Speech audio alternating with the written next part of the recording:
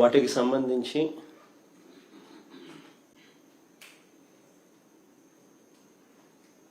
The so called Amaravati అని చెప్పి చంద్రబాబు నాయుడు చేస్తా ఉన్న డ్రామాకు సంబంధించి నాణ్యానికి ఇటువైపున రెండవ సైడ్ మీ ద్వారా ప్రజల ముందు ఈరోజు ఉంచే ప్రయత్నం చేస్తా ఉన్నాం. నిజంగా చంద్రబాబు నాయుడు గారి వంటి వ్యక్తి రాష్ట్ర ముఖ్యమంత్రిగా ఉండడం నిజంగా ఆంధ్ర రాష్ట్ర ప్రజలు చేసుకున్న దురదృష్టం. ఎందుకంటే ఈ మనిషికి చిత్తశుద్ధి లేదు, ఈ మనిషికి నిజాయితీ అంతకన్నా లేదు. పరిపాలన అంటే చంద్రబాబు నాయుడు గారి దృష్టిలో అది కేవలం దోపిడీ చేయడానికి, అవినీతిని చేయడానికి మాత్రమే తన దృష్టిలో పరిపాలన అంటే. రకరకాలుగా ఈ పద్ధతుల్లో దోపిడీ చేసే కార్యక్రమంలో భాగంగా దానికి రకరకాలుగా పేర్లు పెడతాడు, రకరకాలుగా దాని చుట్టూ డ్రామాలు అల్లుతాడు.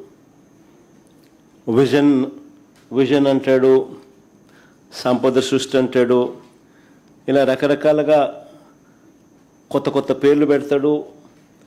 పేర్లు పెట్టి టాపిక్లు డైవర్ట్ చేస్తూ స్కాములు చేస్తూ దోచేసే ప్రయత్నాలు చేస్తూ ఉంటాడు. అమరావతిలో గత వారం జరిగిన తీర్మానంలో కూడా, శాసనసభలో తీర్మానంలో కూడా, ఆ డ్రామాలో కూడా ఇవే మనకు కనిపిస్తాయి. ప్రజలను పక్కదోవ పట్టించడం, ఆ పక్కదోవ పట్టించే కార్యక్రమంలో తన దోపిడీకి స్టాంప్ వేసుకోవడం, తన దోపిడీ నుంచి డ్రామాను డైవర్ట్ చేస్తూ ప్రజలను పక్కదోవ పట్టించే కార్యక్రమం.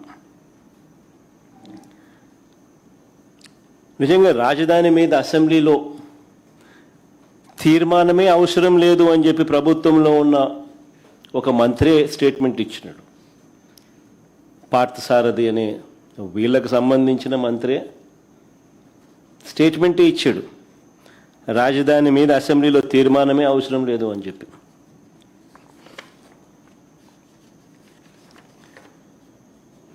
నేను అడుగుతా ఉన్నా, అసలు రాజ్యాంగంలో రాజధాని అనే పదం ఎక్కడైనా ఉందా అని? రాజ్యాంగంలో ఎక్కడ రాష్ట్రాలకు సంబంధించి రాజధానులు అనే పదం ఎక్కడా లేదు. దేశానికి మాత్రమే రాజధాని ఉంటుంది తప్ప రాష్ట్రాలకు రాజధాని అనేది కాన్స్టిట్యూషన్లో లేదు. Only seats of governance. ఈ ఫ్యాక్ట్ నిజంగా కూడా ఎవరు కూడా మర్చిపోకూడదు. సాక్షాత్తు కేంద్ర ప్రభుత్వం కూడా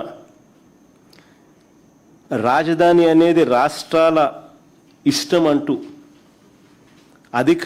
అధికారికంగా వీళ్ళు మన ఏపీ హైకోర్టులో కౌంటర్ అఫిడవిట్ కూడా దాఖలు చేసినారు. కేంద్ర ప్రభుత్వం ఆంధ్రప్రదేశ్ హైకోర్టులో ఒక కౌంటర్ అఫిడవిట్ కూడా దాఖలు చేసినారు. ఈ మేరకు రాజధాని విషయంలో కేంద్ర ప్రభుత్వానికి ఎలాంటి పాత్ర లేదు అని కూడా ఆ అఫిడవిట్లో వాళ్ళు పేర్కొన్నారు. మన కళ్ళ ఎదుటే 2000 సంవత్సరంలో కేంద్రం కొత్తగా 2000 సంవత్సరంలో ఉత్తరాఖండ్, జార్ఖండ్, ఛత్తీస్గఢ్ రాష్ట్రాలను కేంద్రము తీసుకొచ్చింది. మన కళ్ళ ముందని 2000 సంవత్సరంలో ఆ రాష్ట్రాలకు రాజధానులు ఎలా వచ్చాయి? కేంద్రం ఏదైనా డిసైడ్ చేసిందా? కేంద్రం నిర్ణయించలేదే. ఆయా రాష్ట్రాలు వాళ్ళు నిర్ణయించుకున్నారు.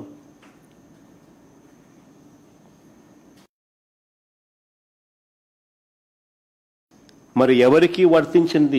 మరి 7 ఏళ్లుగా నేను చంద్రబాబు నాయుడు గారిని అడుగుతా ఉన్నా, మరి 7 ఏళ్లుగా మీరే ముఖ్యమంత్రిగా ఉండి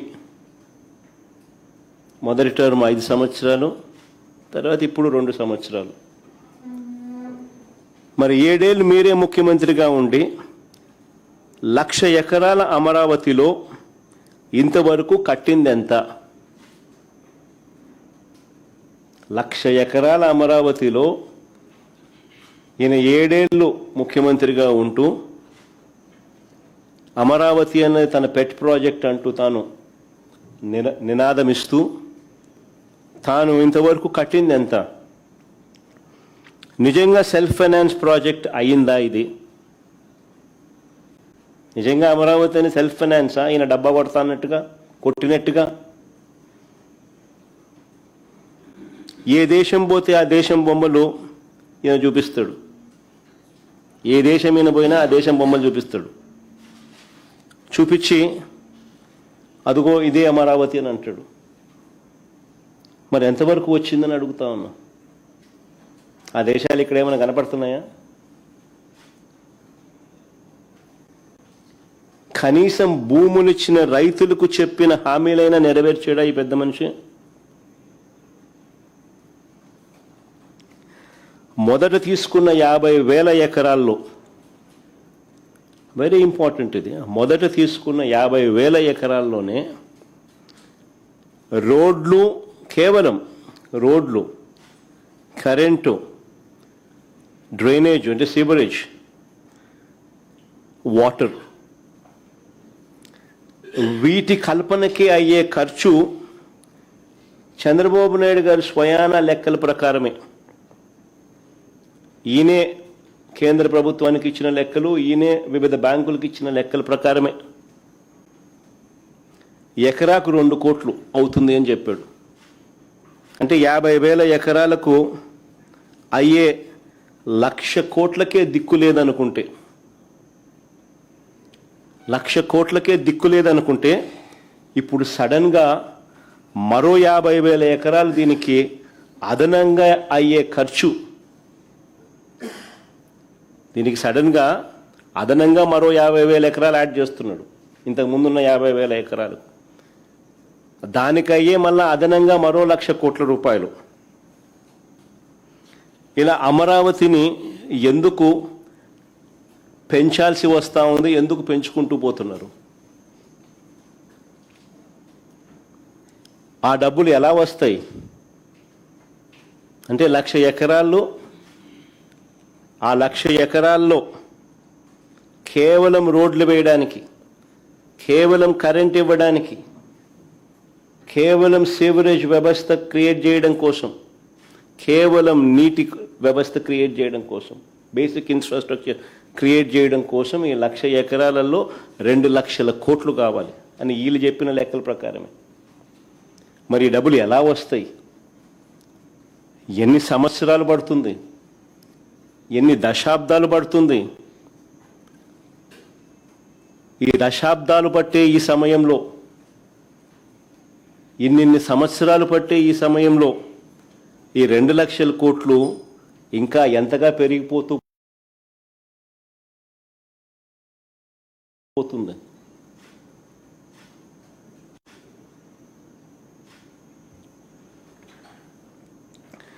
రెండు 2019కు ముందు ఈయనే స్వయంగా చేసిన మాస్టర్ ప్లాన్, 2019కు ముందు 50,000 ఎకరాలకు సంబంధించి బ్రహ్మాండమైన వరల్డ్ క్లాస్ రాజధాని ఇక్కడ వస్తూ ఉందని ఈయనే మాస్టర్ ప్లాన్ తయారు చేసినాడు, మనందరికీ ఊదరగొట్టి, బాహుబలి సెట్టింగ్లన్నీ చూపించి. మరి 2019కు ముందు ఈయనే స్వయంగా చేసిన మాస్టర్ ప్లాన్ను సడన్గా ఈయనే ఎందుకు మారుస్తున్నాడు?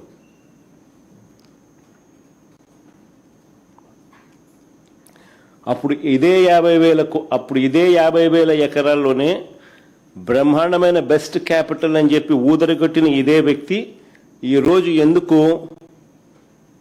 మున్సిపాలిటీగా మిగిలిపోతుందని చెప్పి ఎందుకు అంటున్నాడు?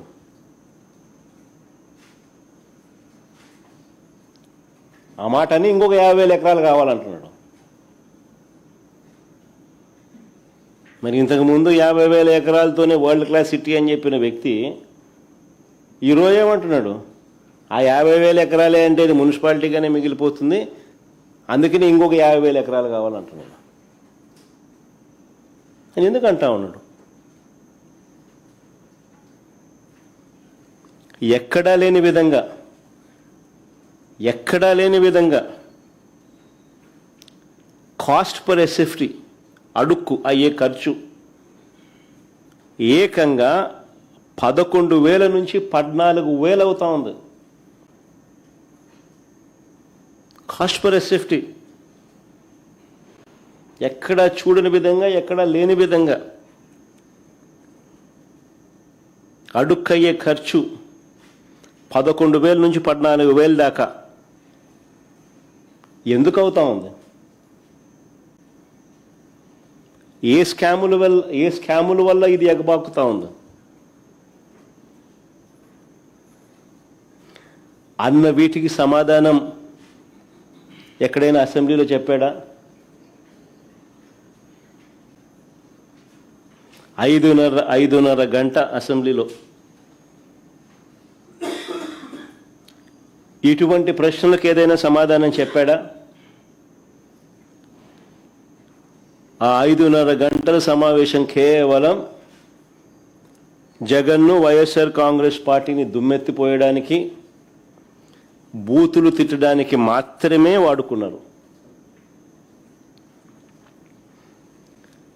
రాజధాని పేరిట పట్టపగలు తాను చేస్తా ఉన్న దోపిడీ నుంచి ప్రజలను డైవర్ట్ చేసేందుకు ఈ డ్రామాకు తెరలేపాడు.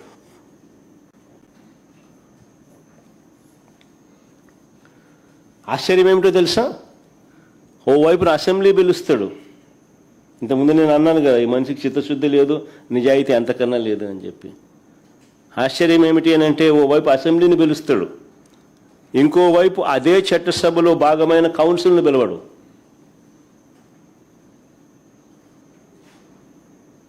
ఇంకోవైపు అదే చట్టసభలో భాగమైన కౌన్సిల్ని పిలవడు.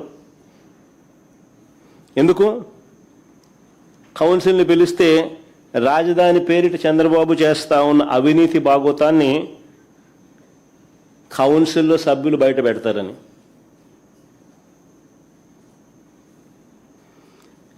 ఈయన బండారాన్ని అంతా కూడా వాళ్ళు కడిగి పాడేస్తారని.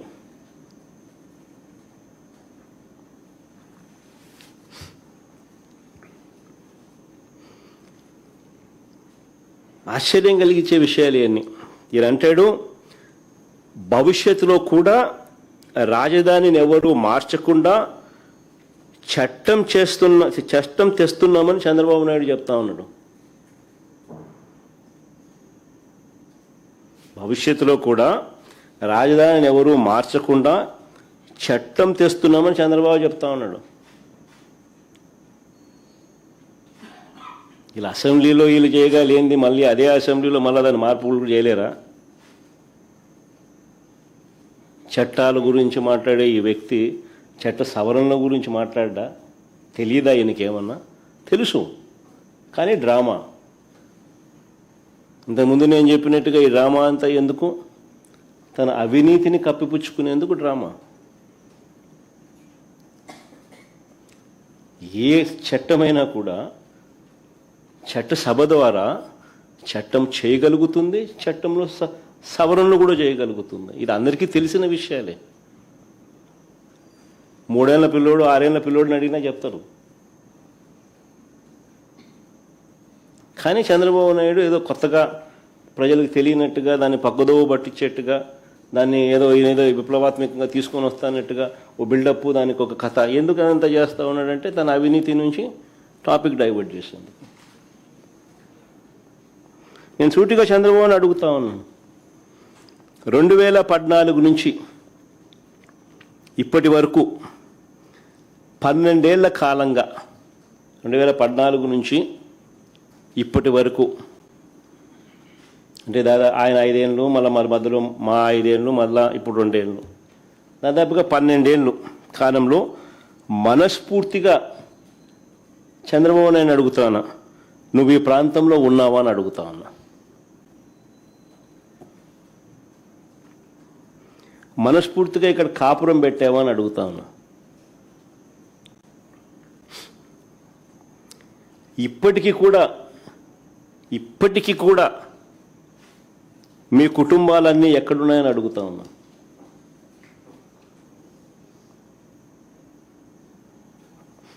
రెండు 2019 వరకు హైదరాబాదుకు షటిల్ సర్వీస్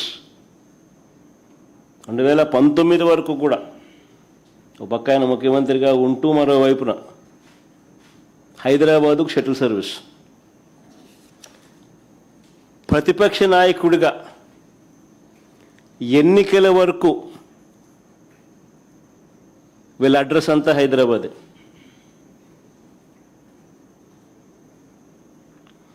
ఇప్పుడు కూడా వారానికి 2 రోజులు, వారానికి 5 రోజులే ఇక్కడ. అది ఈయన పవన్ కళ్యాణ్, ఈయన కొడుకు అయితే అది కూడా వారానికి 4 రోజులు ఉంటే గొప్ప సంగతి. పవన్ కళ్యాణ్ అయితే అసలు ఆయన ఎప్పుడు ఉంటాడో కూడా తెలియదు.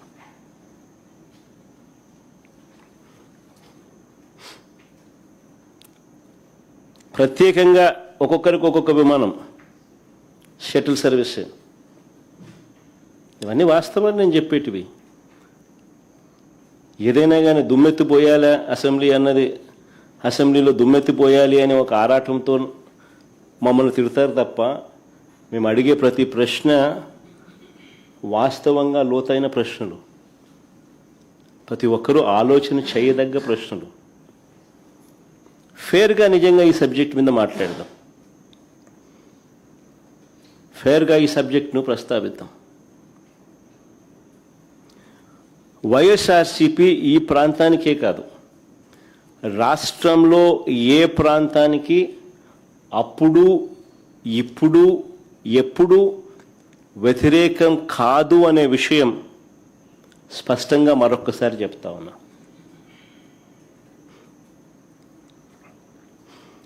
కొన్ని వాస్తవమైన విషయాలు మీ ద్వారా ప్రజల ముందు, ఈ ప్రెస్ కాన్ఫరెన్స్ ద్వారా ప్రజల ముందుకు తీసుకొని పోయే ప్రయత్నం చేస్తూ ఉన్నాం.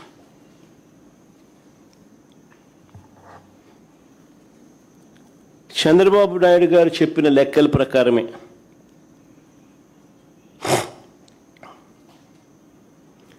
తానంతటి తానే కేంద్రానికి, తానంతటి తానే బ్యాంకులకు వాళ్ళు సబ్మిట్ చేసిన డిపిఆర్ రిపోర్ట్ల ప్రకారమే అమరావతి ప్రాంతంలో 1 ఎకరా డెవలప్ చేయాలంటే, డెవలప్ అంటే బిల్డింగులు కాదు, డెవలప్ అంటే కేవలం అక్కడ రోడ్లు, కరెంటు, డ్రైనేజు, నీటి సదుపాయాల కల్పనకు మాత్రమే.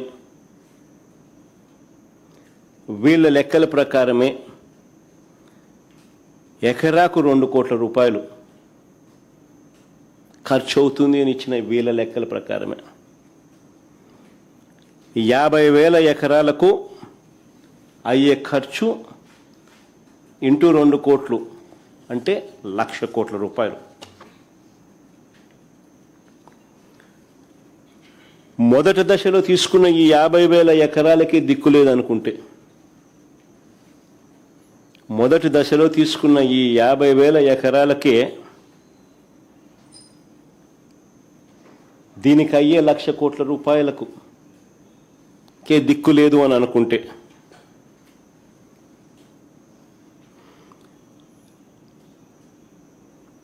బేసిక్ ఇన్ఫ్రాస్ట్రక్చర్కు మాత్రమే నేను చెప్తా ఉన్నా. ఈ 50,000 ఎకరాలలో బేసిక్ ఇన్ఫ్రాస్ట్రక్చర్కు మాత్రమే రోడ్లు, డ్రైనేజీలు, కరెంటు, నీళ్లు, ఇటువంటి బేసిక్ ఇన్ఫ్రాస్ట్రక్చర్కి అయ్యే ఖర్చే ఎకరాకు 2 కోట్ల చొప్పున 1,00,000 కోట్ల రూపాయలకు దిక్కులేదనుకుంటే, రెండో దశలో మరో 50,000 ఎకరాలు తీసుకుంటానని చెప్తా ఉన్నాడు. అందులో సుమారు 20,000 ఎకరాలకు ఇప్పటికే నోటిఫికేషన్ కూడా ఇచ్చేశాడు. రెండో దశకు సంబంధించి రెండో దశలో 50,000 ఎకరాలకు గాను 20,000 ఎకరాలకు ఇప్పటికే నోటిఫికేషన్ కూడా ఇచ్చేసాడు.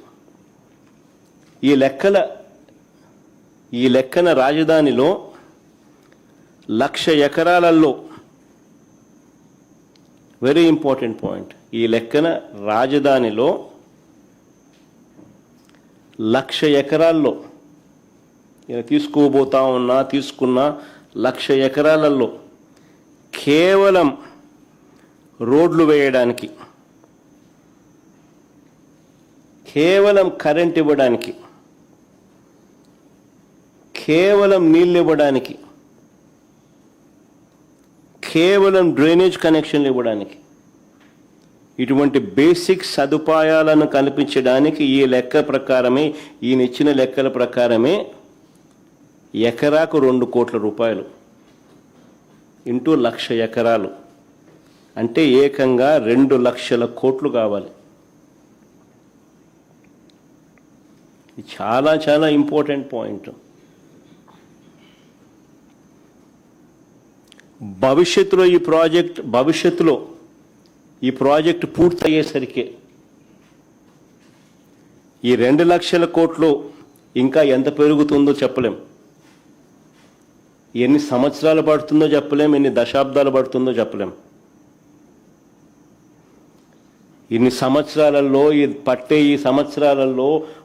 ఈ దశాబ్దాల్లో ఈ 2 లక్షల కోట్లు కాస్త ఇంకా ఏ స్థాయికి పోతుందో కూడా చెప్పలేం. 2 లక్షలు 4 లక్షలు అవుతుందో, 4 లక్షలు 10 లక్షలు అవుతుందో, సమయం దశాబ్దాలను బట్టి డిసైడ్ అవుతుంది. మరి నేను అడుగుతా ఉన్నా, మరి 12 ఏళ్ల క్రితం మరి చంద్రబాబు నాయుడు అడుగుతాను, ఈ ఎకరాకు 2 కోట్లు అని చెప్పి ఏదైతే చంద్రబాబు నాయుడు చెప్తా ఉన్నాడో, ఈ బేసిక్ ఇన్ఫ్రాస్ట్రక్చర్ ప్రొవైడ్ చేయడానికి కోసం అయ్యే ఖర్చు, ఇది కూడా 12 ఏళ్ల క్రితం 2014లో ఈయన ఇచ్చిన లెక్కలు.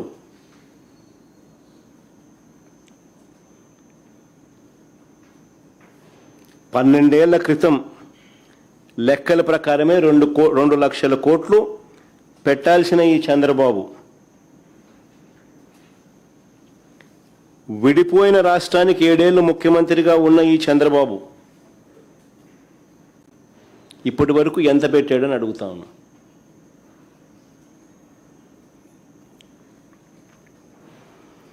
రెండు 2014 నుంచి 19 మధ్యలో తొలి 5 ఏళ్లలో ఈయన పెట్టింది కేవలం 5,335 కోట్లు. 2014 నుంచి 2019 మధ్యలో తొలి 5 ఏళ్లలో ఈయన పెట్టిన ఖర్చు 5,335 కోట్లు, 2 లక్షల కోట్లకు గాను. అవి కూడా అప్పుల ద్వారా తెచ్చినవే.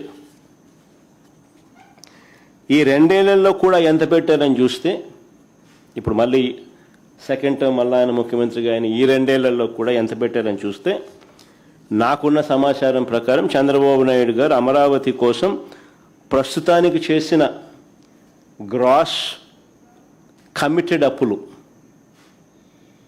47,000 కోట్లలో ఇప్పటికే డ్రా చేసింది 13,000 కోట్లు.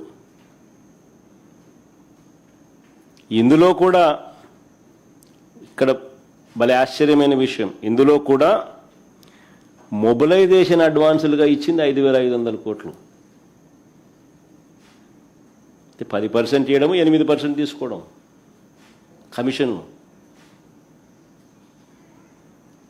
అసలు ఇంతవరకు మా హయాంలో ఎప్పుడు మొబిలైజేషన్ అడ్వాన్స్ అనేది లేదు. పని చేస్తే బిల్లులు పెడితే ఇస్తాం. ఈయన వచ్చినాక దాన్ని మార్చి మొబిలైజేషన్ అడ్వాన్స్ తీసుకొచ్చినాడు.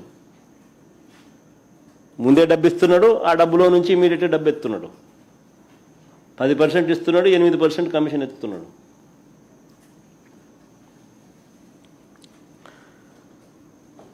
కేవలం 2,500 కోట్లు మాత్రమే బిల్లుల కింద ఇచ్చాడు ఈ 2 ఏళ్లలో.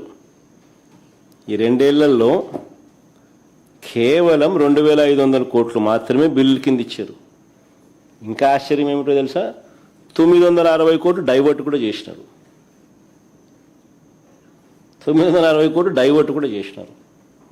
అంటే ఈయన 7 ఏళ్ల పీరియడ్లో 7 ఏళ్ల కాలంలో ఈయన ఖర్చు చేసింది ఇప్పుడు 2,500 కోట్లు, అప్పుడు 5,335 కోట్లు, అంటే దాదాపుగా 8,000 కోట్లు.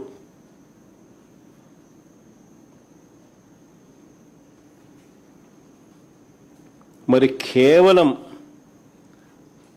నేను చంద్రబాబు నాయుడు గారిని అడుగుతా ఉన్నా, మరి కేవలం రోడ్లు వేయడానికి, కేవలం కరెంట్ ఇవ్వడానికి, కేవలం నీళ్ళు ఇవ్వడానికి, కేవలం డ్రైనేజ్ వంటి మౌలిక వసతులు కల్పించడానికే 2 లక్షల కోట్లలో 7 ఏళ్లలో ఖర్చు పెట్టింది ఈయన కేవలం 8,000 కోట్లు.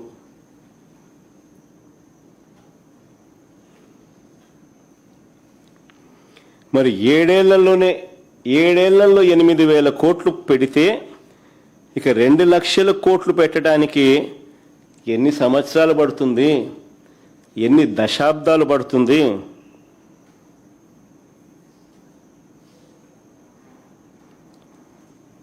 ఈ లెక్కల ప్రకారం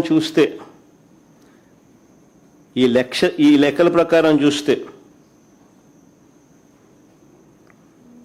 అందరూ కూడా ఆలోచన చేయాలి ఈ విషయాలన్నీ కూడా.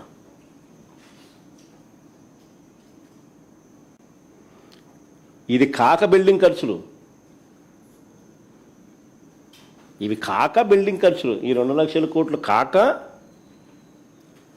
బిల్డింగ్లకు అయ్యే ఖర్చులు సపరేటు. ఇదంతా కేవలం బేసిక్ ఇన్ఫ్రాస్ట్రక్చర్ కోసమే.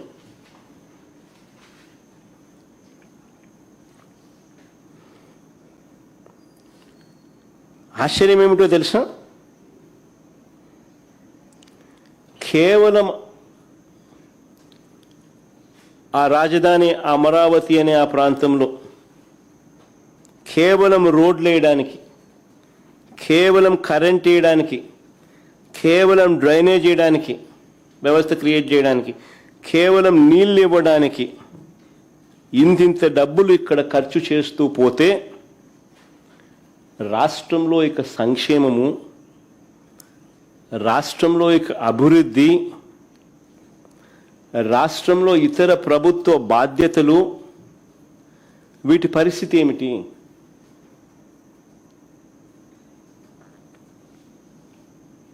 ఇది చాలా చాలా ఇంపార్టెంట్ పాయింట్.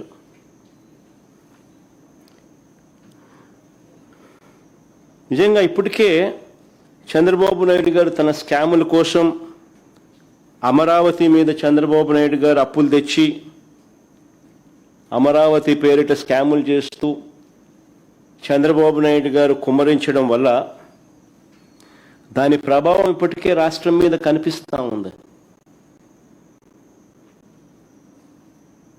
ఇప్పటికే మీరు గమనిస్తే రాష్ట్రంలో నాడు నేడు పనులు ఆగిపోయాయి. స్కూళ్ళు, హాస్పిటళ్ళు పట్టించుకునే నాతులు లేడు.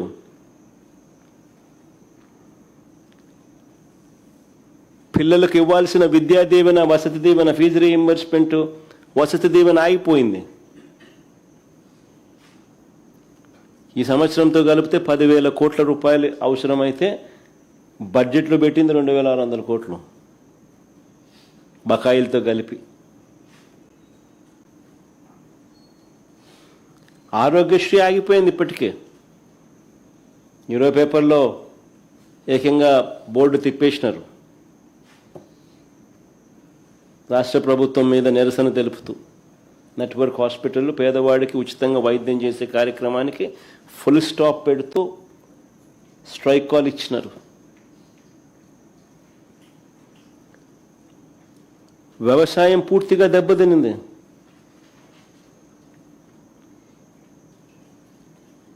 రైతులకు ఏ పంటకు గిట్టుబాటు ధర రాని పరిస్థితి, కనీసం ఇంటర్వ్యూన్ అయ్యే పరిస్థితి లేదు. ఉచిత పంటల బీమా గాలికి ఎగిరిపోయింది. ఇప్పటికీ ఆర్బీకేలు నిర్వీర్యమైపోయాయి. ఈ క్రాప్ జరిగిందా లేదా పట్టించుకునే నాతులు లేడు. మెడికల్ కాలేజ్ పనులు పూర్తిగా ఆగిపోయాయి.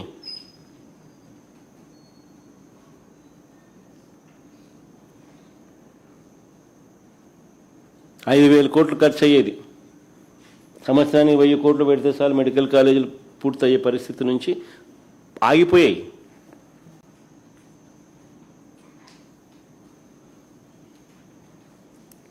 మా పథకాలన్నీ, మా ప్రభుత్వ హయాంలో ఉన్న పథకాలన్నీ ఇప్పటికే రద్దయిపోయాయి. రాష్ట్రానికి అవసరమయ్యే ఇలాంటి ఎన్నెన్నో కార్యక్రమాలన్నీ కూడా ఆగిపోయాయి. చివరకు చంద్రబాబు ఇచ్చిన సూపర్ 6, సూపర్ 7 హామీలకు కూడా మోసాలుగా మిగిలిపోయాయి. ఇక చంద్రబాబు 1,00,000 ఎకరాల అమరావతికి 2 లక్షల కోట్లు ఎప్పుడు పెట్టగలుగుతాడు?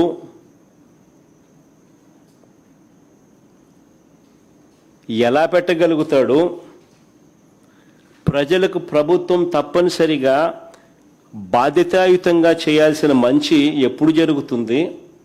ఎలా జరుగుతుంది? ఉద్యోగస్తులకు 36,000 కోట్లు బకాయిలు ఇప్పటికే.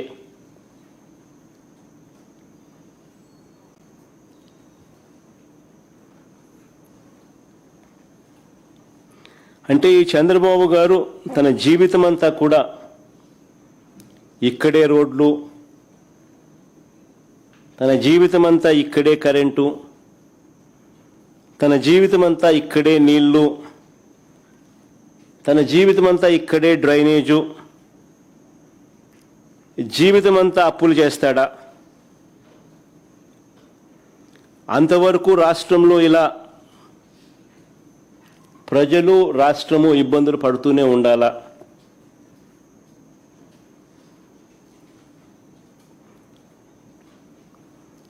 ఇలాంటి పరిస్థితుల్లో చంద్రబాబు చెప్పిన 1,00,000 ఎకరాల అమరావతి ఎప్పటికి పూర్తవుతుంది?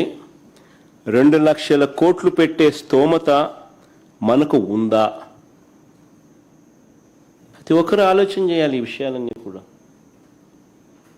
ఎందుకనంటే బుడిదేయడం సులభం, కానీ ప్రాక్టికల్గా ఆలోచనలు అన్నది ఒక లీడర్గా, ఒక స్టేట్స్మెన్గా చేయాల్సిన ధర్మం నాయకులపై ఉంటుంది. ఈ ప్రశ్నలన్నీ కూడా అడుగుతున్నారనే అసెంబ్లీలో తీర్మానం అంటూ, అది కూడా కౌన్సిల్ను పిలవకుండా, తానేదో గొప్పగా సాధించినట్లుగా ప్రజలను పూర్తిగా మభ్యపెడుతూ తాను చేసే స్కాములకు స్టాంప్ వేసుకునే కార్యక్రమం, డైవర్ట్ చేసే కార్యక్రమాన్ని మాత్రమే వాడుకుంటున్నారు. అమరావతి, నిజంగా అమరావతిలో జరిగిన స్కాముల గురించి కొన్ని ఉదాహరణలు చెప్తాను నేను. అమరావతిలో టెండర్లు ఒక్కసారి గమనిస్తే 2018లో ఏ పనులు ఎవరు చేశారో 2024లో టెండర్లు రద్దు చేసిన తర్వాత కూడా మళ్ళీ అవే కంపెనీలకు పన్ను దక్కాయి. ఇది నిజంగా అందరూ గమనించాలి. ఇది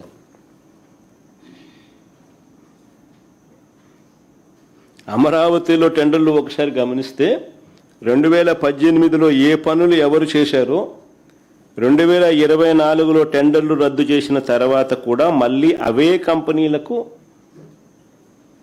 పనులు దక్కాయి, అవే పనులు దక్కాయి. ఇది గూడుపుటాని కాదా అని అడుగుతా ఉన్నా, మాఫియా వ్యవహారం కాదా అని అడుగుతా ఉన్నా. ఒకవైపున అనూహ్యంగా టెండర్లు రద్దు చేసి రేట్లు పెంచేస్తున్నారు, మరోవైపు టెండర్లను రిగ్ చేసి మళ్ళీ వాళ్ళే టెండర్లు పొందుతున్నారు.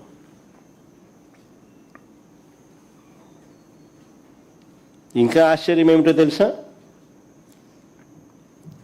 ల్యాండ్ ఫ్రీ, ఇసుక ఫ్రీ, కరెంటు ఛార్జీల్లో రాయితీలు, జిఎస్టీ మినహాయింపు, సీనరేజ్ మినహాయింపు, ఎన్ఏసి మినహాయింపులు, ఇవన్నీ రాయితీలే. ఇవన్నీ ఉన్నా సరే స్క్వేర్ ఫీట్కు 11,000 నుంచి 14,000 రూపాయలు.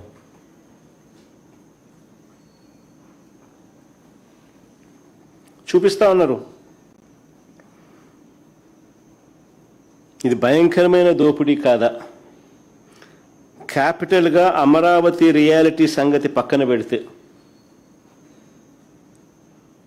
ఒక నిమిషం, క్యాపిటల్గా అమరావతి రియాలిటీని కాస్త పక్కన పెడితే, దేశంలో అతిపెద్ద స్కామ్కు, కరప్షన్కు చంద్రబాబు నిజంగా క్యాపిటల్ చేసినాడు. ప్రజల క్యాపిటల్ కదా దేవుడు ఎరుగు, స్కాముల క్యాపిటల్ మాత్రం ఖచ్చితంగా అమరావతిని చేసినాడు చంద్రబాబు. ఒక పెద్ద ఆర్గనైజ్డ్ కరప్షన్ జరుగుతూ ఉంది. ఇప్పుడు మీరే గమనించండి, బెంగళూరుకు వెళ్ళినా, చెన్నైకి వెళ్ళినా, హైదరాబాద్లో ఇటువంటి ఏ మహానగరాల్లో చూసినా కూడా 5 స్టార్ సదుపాయాలతో కట్టిన చోట, రెసిడెన్షియల్ ఫ్లాట్స్, 5 స్టార్ లాబీసు, 5 స్టార్ సదుపాయాలతో కట్టిన చోట కూడా కాస్ట్ పర్ ఎస్ఎఫ్టీ అయ్యే ఖర్చు కట్టడానికి 4,500 రూపాయలు మించదు. కానీ ఇక్కడ మాత్రం, అమరావతిలో మాత్రం 11,000 నుంచి 14,000 రూపాయలు చూపుతా ఉన్నారు.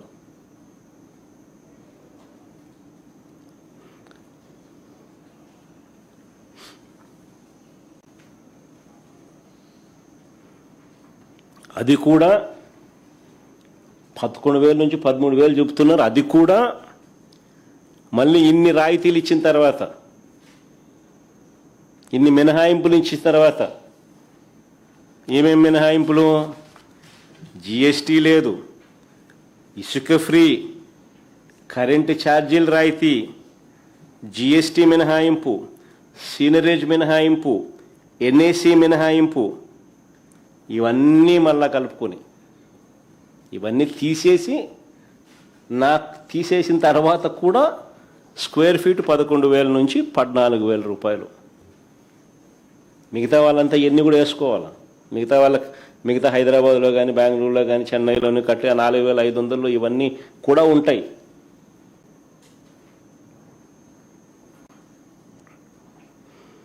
ఉదాహరణకు నేను చెప్తా ఉన్నాను. ఉదాహరణకు చంద్రబాబు కట్టాలనుకుంటున్న 5 టవర్లు,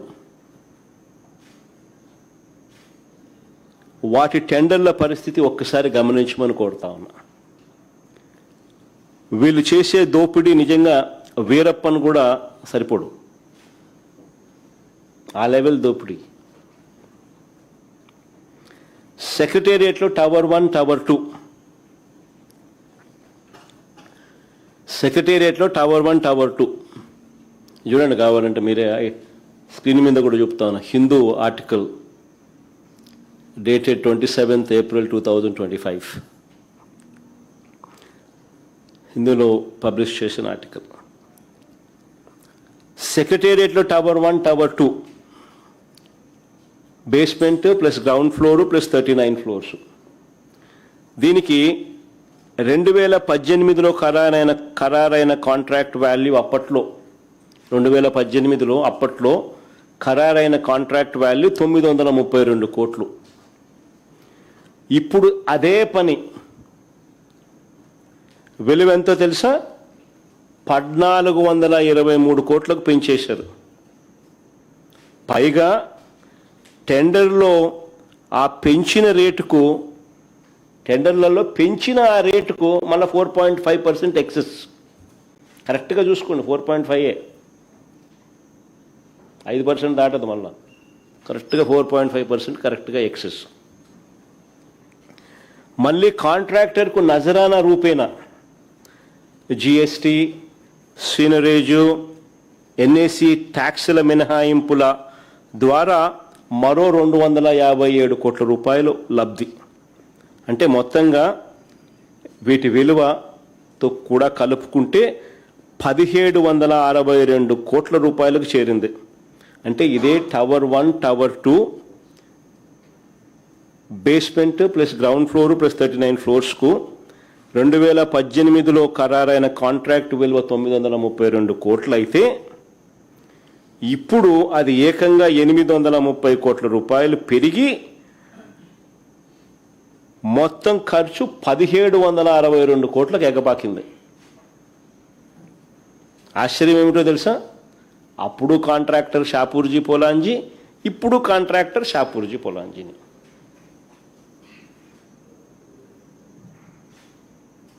భలే విచిత్రంగా కనిపిస్తాయి. అలాగే టవర్ 3, టవర్ 4 తీసుకోండి.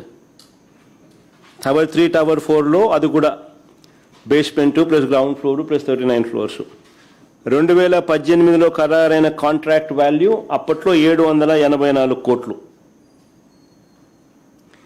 ఇప్పుడు అదే పని విలువ 1247 కోట్లు. ఈ 1247 కోట్లకు పెంచేసిన తర్వాత దాని మీద మళ్ళీ కరెక్ట్గా 4.54% ఎక్సెస్. తర్వాత మళ్ళీ వీళ్ళకిచ్చిన రాయితీలు జిఎస్టీ రూపేనా, సీనరేజ్ రూపేనా, ఎన్ఏసి రూపేనా వీళ్ళకిచ్చిన రాయితీలు మరో 241 కోట్ల రూపాయలు. ఇది కూడా కలుపుకుంటే మొత్తం 1545 కోట్ల రూపాయలు. అంటే 784 కోట్ల రూపాయలు కాస్త 1545 కోట్ల రూపాయలు. ఆశ్చర్యం ఏమిటో తెలుసా? అప్పుడు కాంట్రాక్టర్ ఎల్ఎన్టీనే, ఇప్పుడు కాంట్రాక్టర్ ఎల్ఎన్టీనే.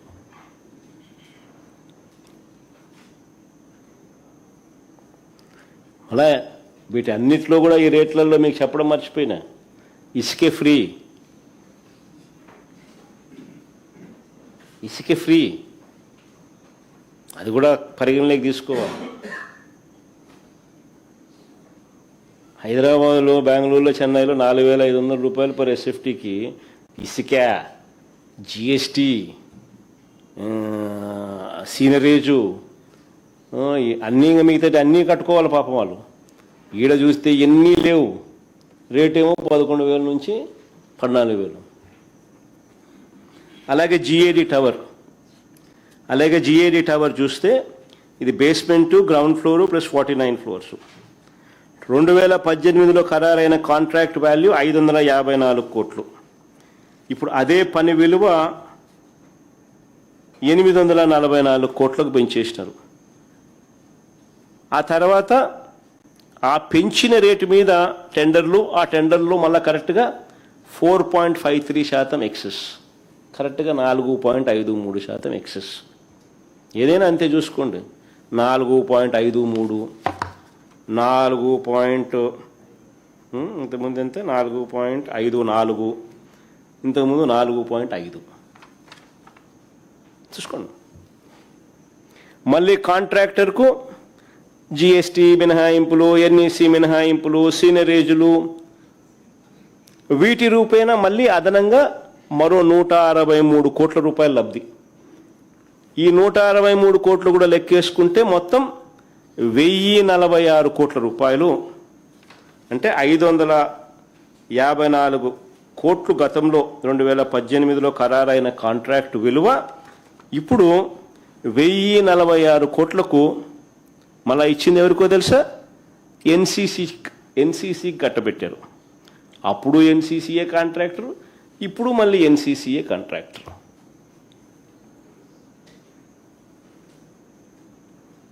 అలా ఇవన్నీ సుమా ఇసుక ఫ్రీ.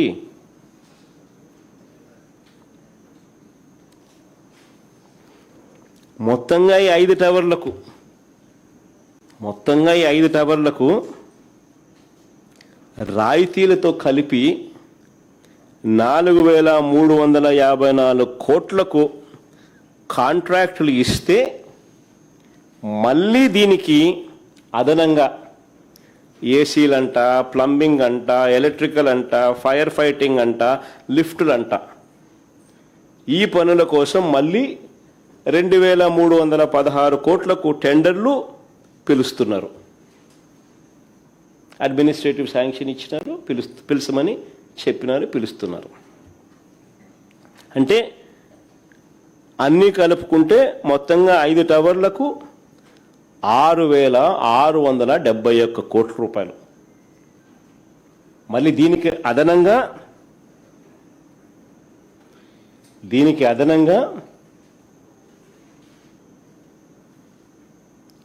ఆ కట్టియ గవర్నమెంట్ కాంప్లెక్స్లలో అక్కడ ఇన్ఫ్రాస్ట్రక్చర్ అంటే అక్కడ డ్రైనేజు, అక్కడ సీవరేజ్ ట్రీట్మెంట్ ప్లాంటు. ఏదైనా ఫ్లాట్లలో మీరు ఉన్నారు అని అంటే ఆ ఫ్లాట్లలో ఉంటే అక్కడ డ్రైనేజ్ కనెక్షన్లు, అక్కడ ఆ కాంప్లెక్స్లో కావలసిన డ్రైనేజ్ కనెక్షన్లు, ఆ కాంప్లెక్స్లో ఇన్ఫ్రాస్ట్రక్చరు, ఆ కాంప్లెక్స్లో సీవరేజ్ ట్రీట్మెంట్ ప్లాంటు, వీటికి మళ్ళీ అదనంగా సపరేట్గా 1,053 కోట్లు.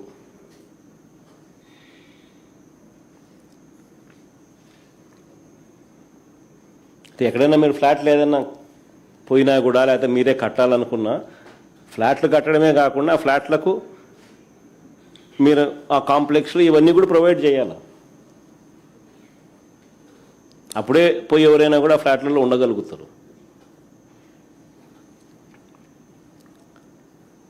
ఈ 5 టవర్లకు బిల్టప్ ఏరియా 52,20,496 SFT.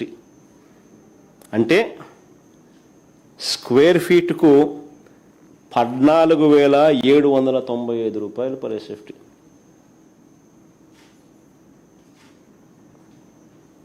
ఈ అడిషనల్ ఇన్ఫ్రాస్ట్రక్చర్ ఏదైతే ఉందో అది తీసినా కూడా 12,779 రూపాయలు పర్ SFT. దీనికి ఆ గవర్నమెంట్ కాంప్లెక్స్లో అడిషనల్ ఇన్ఫ్రాస్ట్రక్చర్, ఈ ఇన్ఫ్రాస్ట్రక్చర్ అంతా 1,053 కోట్లు కూడా కలిపితే స్క్వేర్ ఫీట్కు 14,795 రూపాయలు పర్ SFT. అన్నీ కలిపి 4,500తో చేస్తున్నారు హైదరాబాద్లో, బెంగళూరులో, చెన్నైలో. ఇక్కడ ఇన్ని మినహాయింపులతో ఈ రేట్లు. ఇలా ఇసుక ఫ్రీ, అది మర్చిపోకూడదు అందరం. ఇసుక ఫ్రీ అనేది వెరీ ఇంపార్టెంట్ కదా బిల్డింగ్ కన్స్ట్రక్షన్. 5 టవర్లకు 52,20,496 SFT. ఆశ్చర్యం ఏమిటో తెలుసా, ఒకవైపునేమో ఇంతింత డబ్బులు ఖర్చు పెట్టి కడతా ఉన్నారు, మరోవైపున తాత్కాలిక సచివాలయము, తాత్కాలిక అసెంబ్లీ అని చెప్పి వీటిలో వేస్ట్ చేసిన అమౌంట్ ఎంతో తెలుసా, 1,100 కోట్లు. ఎందుకు కట్టినారయ్యా మరి ఉన్న సచివాలయము, ఉన్న అసెంబ్లీ? 1,100 కోట్ల రూపాయలు ఖర్చు పెట్టి కట్టినారు. ఇప్పుడు అది తాత్కాలికమంట అని మళ్ళా ఇప్పుడు ఇంత కడతా ఉన్నారు. 6,671 కోట్లు ప్లస్ 1,053 కోట్లు పెట్టి మళ్ళా కడతా ఉన్నారు. అంటే 1,100 కోట్లు ఏం కావాలా, గంగలో పోసినట్టే కదా. తెలంగాణలో కేసీఆర్ గారు ఈ మధ్యకాలంలోనే సెక్రటేరియట్ బిల్డింగును 28 ఎకరాల్లో కట్టినాడు, 10 లక్షల SFT. అంతకన్నా ఎక్కువ, అదే చాలా లిబరల్. 615 కోట్లతో కట్టినాడు. పార్లమెంటు, దేశ రాజధాని ఢిల్లీలో పార్లమెంటు కొత్త భవనం 970 కోట్లు.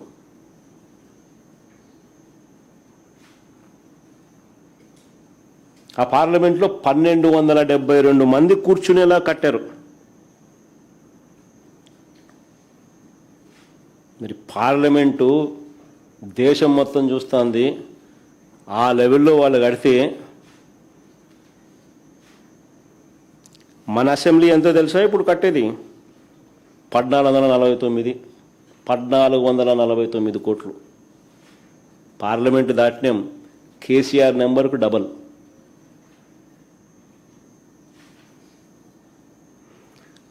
హైకోర్టు కోసం మరో 1480 కోట్లు. హైకోర్టు కోసం మరో 1480 కోట్లు వీళ్ళు పెడతా ఉన్నారు. ఏంది నేను చెప్పినట్టు 5 టవర్లు కాక ఇవన్నీ నేను చెప్పేటివి. 5 టవర్లలో అసెంబ్లీ రావడం లేదు, 5 టవర్లలో నీకు హైకోర్టు రావడంలా, అది కాక అసెంబ్లీ పేరుతో మరో 1149 కోట్లు కడతా ఉన్నాడు. హైకోర్టుకు మరో 1480 కోట్లు మళ్ళా కడతా ఉన్నాడు. దీని కంపారిజన్ తెలంగాణలో కేసీఆర్ 615 కోట్లతో అసెంబ్లీ కట్టినాడు. దీని కంపారిజన్ పార్లమెంట్ భవనం కొత్తగా ఢిల్లీలో కట్టింది 970 కోట్ల రూపాయలు. అంటే కనీసం హైకోర్టు అసెంబ్లీని కూడా వదలడం లేదు స్కాముల కోసం.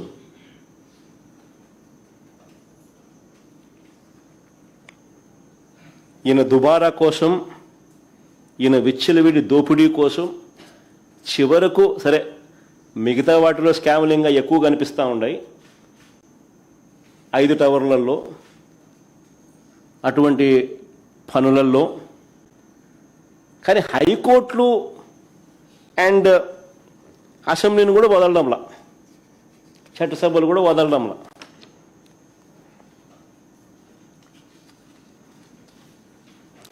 చంద్రబాబు తన అవినీతిని సచివాలయం టవర్లు, అసెంబ్లీకి, హైకోర్టు భవనాలకే పరిమితం చేయలేదు.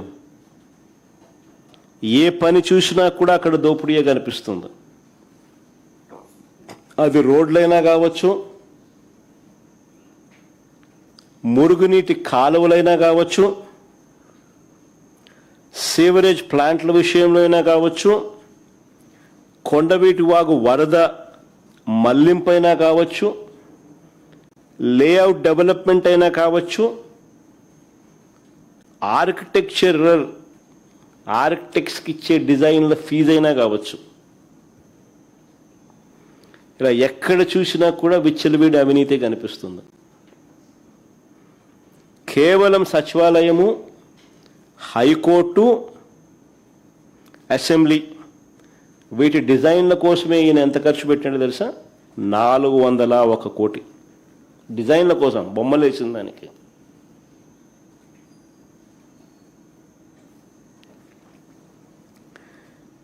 కొండవీటి వాగు నుంచి వారధి వరకు, కొండవీటి వాగు నుంచి వారధి వరకు ఫ్లైఓవర్ కోసమే కిలోమీటర్కు 170 కోట్లు పెట్టినాడు.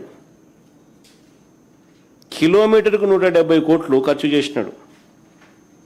అదే మా హయాంలో బెంచ్ సర్కిల్లో మీ కళ్ళ ముందునే ఫ్లైఓవర్ కనిపిస్తుంది, మా హయాంలోనే కట్టాం. కిలోమీటర్కు 35 కోట్లు మాకైంది ఖర్చు.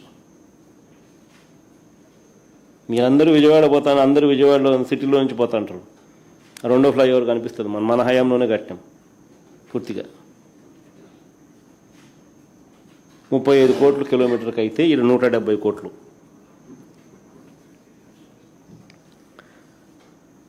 నాకు నిజంగా ఒక్కోసారి అనిపిస్తుంది బంగారంతో ఏమైనా కడతానారా ఆడేమన్నా అని చెప్పి. బంగారు బిస్కెట్లు ఏమైనా లోపల ఏమైనా పెట్టినారా? స్మార్ట్గా బంగారు బిస్కెట్లు కనపడేట్టుగా పెట్టినారా?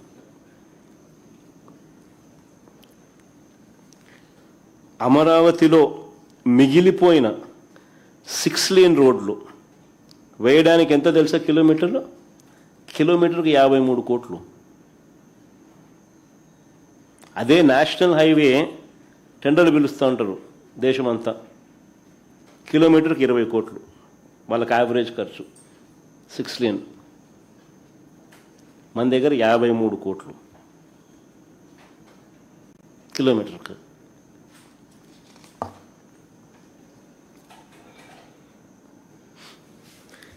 ఈ దోపిడీని మనం ప్రశ్నించకూడదట,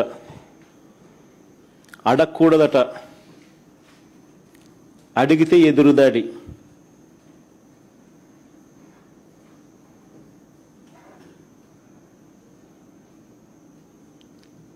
అడిగితే అమరావతికి మీరు వ్యతిరేకం.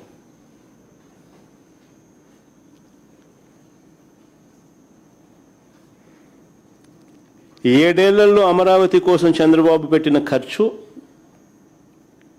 ఏడేళ్లలో మొదట 5 సంవత్సరాలు, ఇప్పుడు 2 ఏళ్ళు, ఈ 7 ఏళ్లలో అమరావతి కోసం ఇంతవరకు ఆయన పెట్టిన ఖర్చు 8,000 కోట్లు. మొబిలైజేషన్ అడ్వాన్స్ మరో 5,500 కోట్లు. నేను ఇంతకుముందే చెప్పిన మొబిలైజేషన్ అడ్వాన్స్ అంటే అది స్కామ్ అని. 10% ఇస్తున్నారు, 8% ఎత్తుతున్నారు. అయిన ఖర్చు 8,000 కోట్లు 7 ఏళ్లలో. మొదటగా తీసుకున్న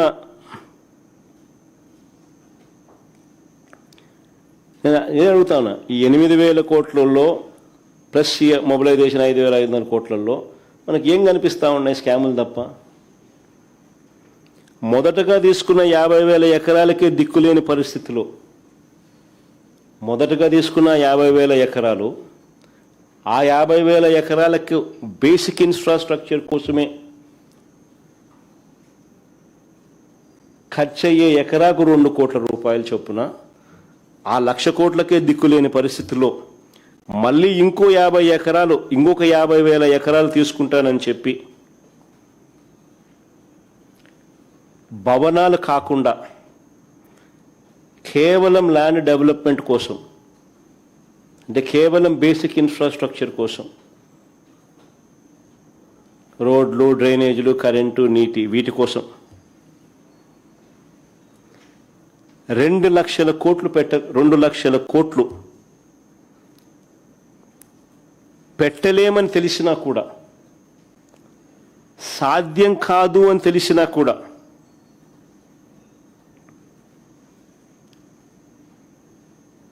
ఇది అందరు నిజంగా గమనించాల.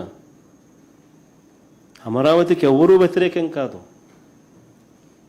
కానీ సాధ్యం అవుతుందా, సాధ్యం కాదా అన్నది ప్రతి ఒక్కరూ ఆలోచన చేయాలి. మనం లీడర్లుగా ఉంటూ మన స్కాముల కోసం అసాధ్యమని తెలిసింది, సాధ్యం కాదని తెలిసింది, స్కాముల కోసం తెలిసి ఉండి కూడా ప్రజలను మభ్యపెడుతూ పెడదోవ పట్టించితే అసలు రాష్ట్రానికి క్యాపిటలే ఉండదు, అసలు ఏదీ ఉండదు.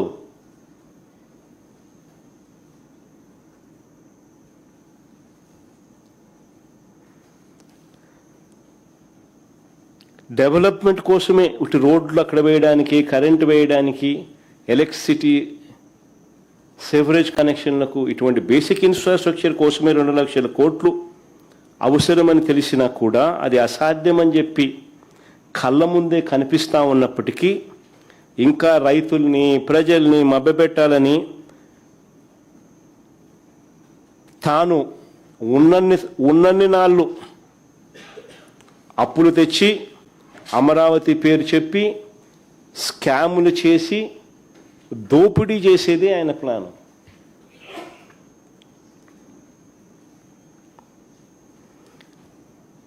ఈ దోపిడీ నుంచి డైవర్షన్ కోసమే అసెంబ్లీలో తీర్మానాలు అంటూ డ్రామాలు.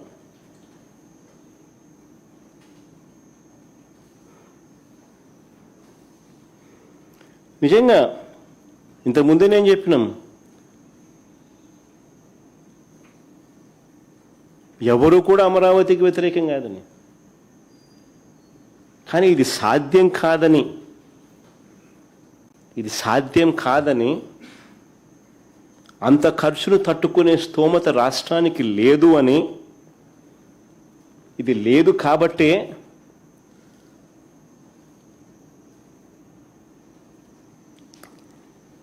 ప్రజలకు భారం ఉండకూడదని రాష్ట్రంలో ఇతర ప్రాంతాలను రోడ్డు మీద పడేయకూడదు అని, అభివృద్ధి సంక్షేమం ఆగిపోకూడదు అని హైదరాబాదు, చెన్నై, బెంగళూరు లాంటి మెట్రో నగరాలతో పోటీ పడే పరిస్థితి మనకు కూడా ఒక గ్రోత్ ఇంజిన్ ఉండాలని ఆరాటంతో రాష్ట్రంలో ఉన్న అతిపెద్ద సిటీ విశాఖపట్నంకు అలాంటి అవకాశాలు ఉన్నాయి అని చెప్పి దాన్ని ఎగ్జిక్యూటివ్ క్యాపిటల్గా చేశాం. స్వార్థమేమి లేదు. మోస్ట్ ప్రాక్టికల్గా సాధ్యమయ్యే పని, రాష్ట్రానికి గుదిబండ కాకుండా మరోవైపున ప్రజలకు అభివృద్ధి సంక్షేమ ఫలాలు అందిస్తూ రాష్ట్ర ప్రభుత్వం తాను చేయాల్సిన బాధ్యతలు నిర్వహిస్తూ మోస్ట్ ప్రాక్టికల్గా ఏది చేస్తే బాగుంటుంది అని చెప్పి రాష్ట్రంలో ఉన్న అతిపెద్ద నగరమైన విశాఖపట్నాన్ని ఎగ్జిక్యూటివ్ క్యాపిటల్గా చేస్తూ ఆ దిశగా అడుగులు వేశాం మేము.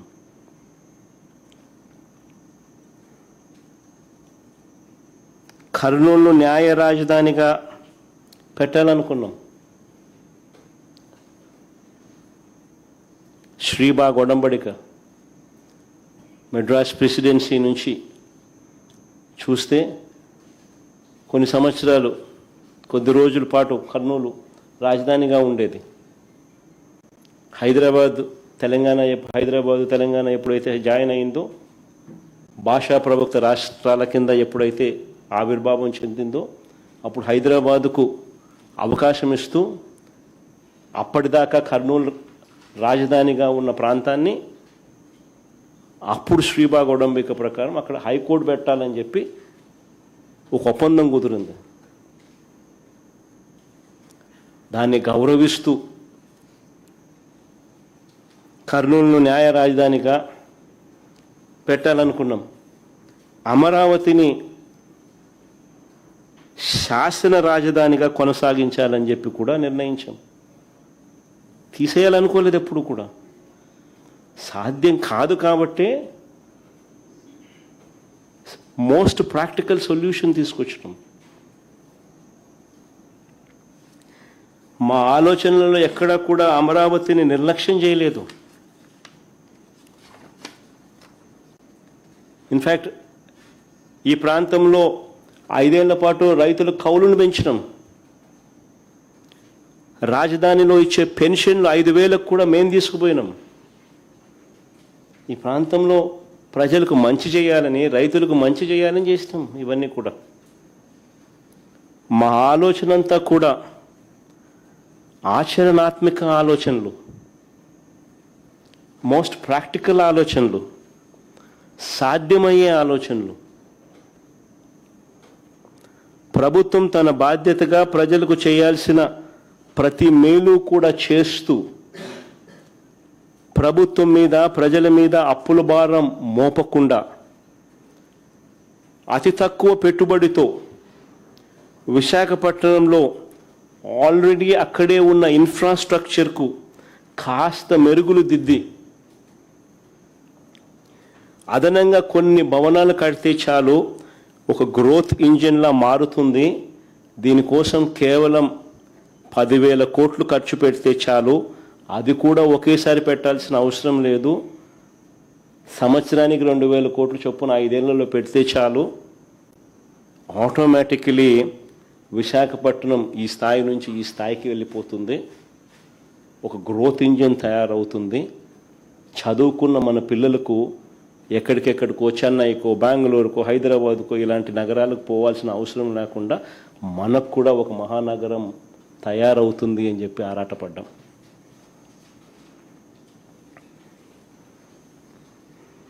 కానీ దీని మీద చంద్రబాబు నాయుడు గారు, ఆయన ఎల్లో మీడియా వాళ్ళ ముఠా కేవలం వాళ్ళ స్వార్థం కోసం, వాళ్ళ బినామీలు, వాళ్ళ ఆస్తులు, వాళ్ళు కొనుగోలు చేసిన ల్యాండ్ రేట్లు పెంచుకునే దానికోసం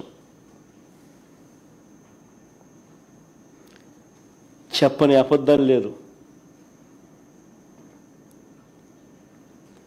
అంత దారుణంగా విషపూరిత ప్రచారాలు చేశారు.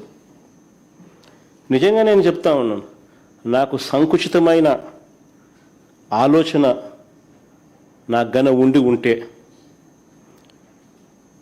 రాయలసీమలోనే రాజధాని పెట్టేవాడిని.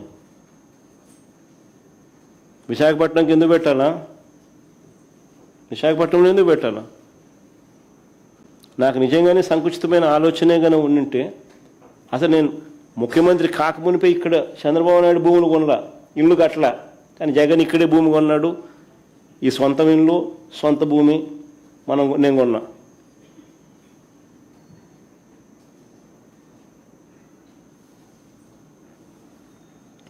నాకే నిజంగా సంకుచితమైన ఆలోచనే ఉండింటే అమరావతిని లెజిస్లేటివ్ క్యాపిటల్గా ఎందుకు చేస్తాను?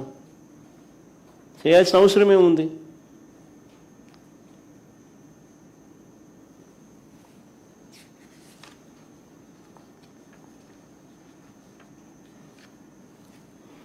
ఇవాళ చంద్రబాబు నాయుడు గారు ఎగ్జిక్యూటివ్ క్యాపిటల్గా విశాఖపట్నాన్ని రద్దు చేసినట్టు,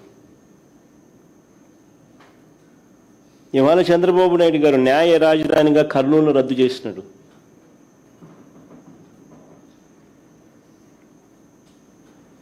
పోనీ అమరావతిలో 2 లక్షల కోట్లు ఎప్పుడు పెట్టగలడో చెప్పగలడా? ఎక్కడి నుంచి తెస్తాడో ఈ డబ్బులు చెప్పగలడా? ఒక సాధ్యం కానిది కళ్ళ ముందే అందరికీ కనిపిస్తూ ఉంది. దానికోసం అని చెప్పి ఒక భ్రమ కల్పిస్తూ స్కాములు చేస్తూ ఫ్యూచర్లో కూడా రాష్ట్రానికి ఒక గ్రోత్ ఇంజిన్ అనేది లేకుండా చేస్తూ ఉన్నాడు. ఫ్యూచర్లో కూడా రాష్ట్రం అటువైపున హైదరాబాద్ పెరుగుతూ ఉంటుంది, అటువైపున బెంగళూరు పెరుగుతూ ఉంటుంది, అటువైపున చెన్నై పెరుగుతూ ఉంటుంది. కానీ మన రాష్ట్రం మాత్రం ఫ్యూచర్లో కూడా పెరగనివ్వకుండా చంద్రబాబు నాయుడు రాష్ట్రం మీద కుట్ర చేస్తూ ఉన్నాడు తన స్కాముల కోసం.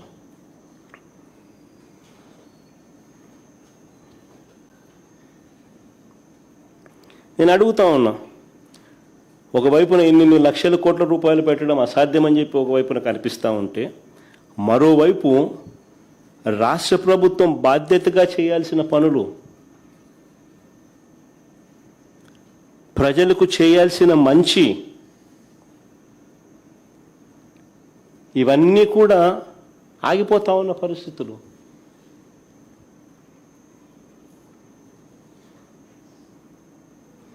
రెండేళ్లు పూర్తి కాకమునిపే చంద్రబాబు నాయుడు గారు చేసిన గ్రాసు కమిటెడ్ రూపంలో అప్పులు 3,37,000 కోట్ల రూపాయలు. ఈరోజు అప్పు చేస్తే తప్ప జీతాలు కూడా ఇవ్వలేని పరిస్థితి.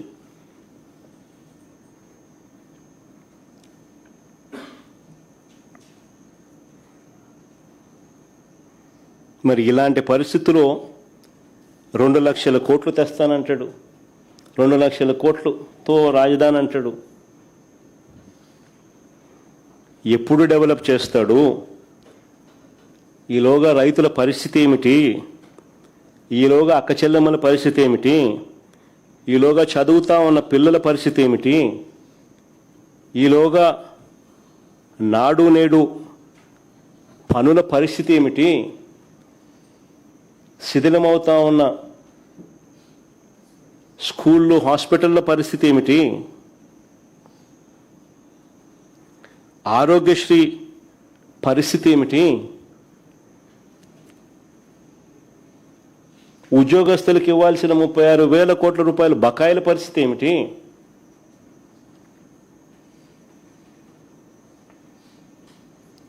ఇక తప్పనిసరిగా ప్రభుత్వం చేయాల్సిన బాధ్యతలు, వీటి పరిస్థితి ఏమిటి?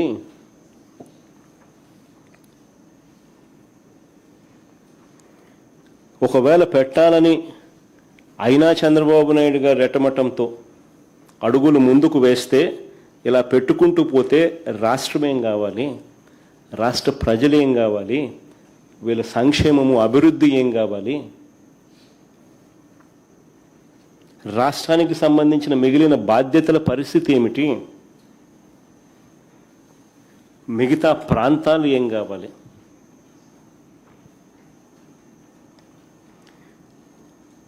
ఇన్నాళ్ళు చంద్రబాబు నాయుడు గారు ఏమంటా ఉన్నారు ప్రజలను మభ్యపెడుతూ? అమరావతి సెల్ఫ్ ఫైనాన్స్ ప్రాజెక్ట్ అని ప్రజలను మభ్యపెడుతూ ఇన్ని సంవత్సరాలు అంటా ఉన్న మాటలు. అమరావతి సెల్ఫ్ ఫైనాన్స్ ప్రాజెక్ట్ అని రాష్ట్రంలోని ప్రజలందరినీ కూడా చంద్రబాబు నాయుడు గారు ఇన్ని సంవత్సరాలు మభ్యపెడుతూ వచ్చాడు. నేను అడుగుతా ఉన్నా ఇదే చంద్రబాబు నాయుడు గారిని, అయ్యా చంద్రబాబు నాయుడు గారు, సెల్ఫ్ ఫైనాన్స్ ప్రాజెక్టే అయితే అమరావతి కోసం ఇప్పటికే కమిటెడ్ గ్రాస్ లోన్లు 47,000 కోట్లు ఎందుకు చేస్తున్నట్లు అని అడుగుతా ఉన్నా. సెల్ఫ్ ఫైనాన్స్ ప్రాజెక్టే అయితే ఆయన కమిటెడ్ గ్రాస్ లోన్స్ 47,000 కోట్లు ఎందుకు చేస్తూ ఉన్నట్టు? ఇవి కాకుండా రాష్ట్ర బడ్జెట్ నుంచి కేటాయింపులు ఎందుకు చేస్తా అన్నట్టు? ఈ లోన్లే కాకుండా రాష్ట్ర బడ్జెట్ నుంచి కేటాయింపులు ఎందుకు చేస్తూ ఉన్నారు? రాజధాని కోసం తెస్తున్న రుణాలకు రాష్ట్ర ప్రభుత్వం నుంచి గ్యారంటీలు ఎందుకు ఇస్తూ ఉన్నారు? ఇదే సెల్ఫ్ ఫైనాన్స్ ప్రాజెక్టే అయితే ఎందుకు రాష్ట్ర ప్రభుత్వం నుంచి రాజధాని కోసం తెస్తున్న రుణాలకు రాష్ట్ర ప్రభుత్వం నుంచి గ్యారంటీలు ఎందుకు ఇస్తున్నట్టు? భూములు అమ్మి డబ్బు తెస్తానని చెప్పిన వాడివి ఇన్ని వేల కోట్ల రూపాయల అప్పులు ప్రభుత్వ ఖజానాపై ఎందుకు భారం మోపుతున్నారని అడుగుతా ఉన్నా.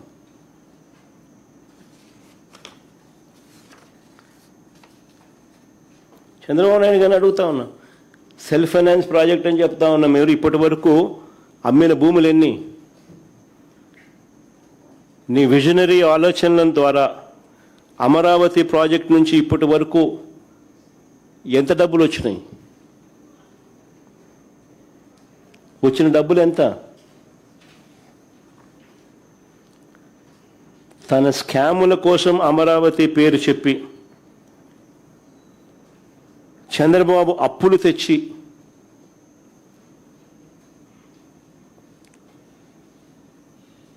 దాని ప్రభావం ఇంతకుముందే నేను చెప్పా, రాష్ట్రంలో ఇప్పటికే దాని ప్రభావం కనిపిస్తూ ఉంది అని చెప్పి.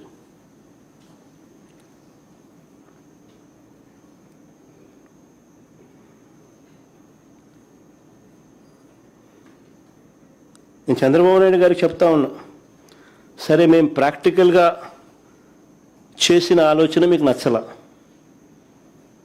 ఓకే ఫైన్, మేము చాలా ప్రాక్టికల్గా ప్రజల బాగోగుల కోసం, రాష్ట్రానికి మంచి కోసం మేము చేసిన ఆలోచనలు మీకు నచ్చలా. పోనీ మేము ప్లాన్ బి ఇచ్చినాం, మేము చేసిన ప్లాన్ ఏ మీకు నచ్చలా, పోనీ ప్లాన్ బి మేము మీకు ఇచ్చాం కదా, ప్లాన్ బి కింద మేము చెప్పిన ప్లాన్ గురించి ఆలోచించారా? అది లేదు.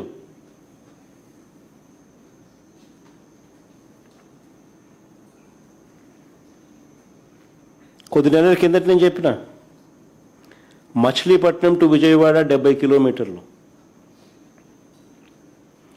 విజయవాడ టు గుంటూరు మరో 40 కిలోమీటర్లు.